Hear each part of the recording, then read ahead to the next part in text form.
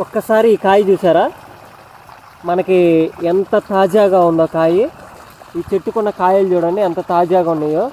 మీరు ఎప్పుడైనా సరే మీకు తెలిసిన తోటల దగ్గర నుంచి కాయలు అనేవి మీరు ఆర్డర్ పెట్టైనా ఎట్లాగని తీసుకోండి. ఎక్కువ శాతం బయట దొరుకుతాయి కదా, ఎక్కువ కలర్ఫుల్గా ఉన్న మామిడికాయలు, ఎక్కువగా ఎల్లోగా ఎక్కువగా రెడ్గా ఉన్న కాయలు అవి వచ్చేసి ఎక్కువ శాతం కెమికల్స్ వేసి మాగేసినాయి అనమాట.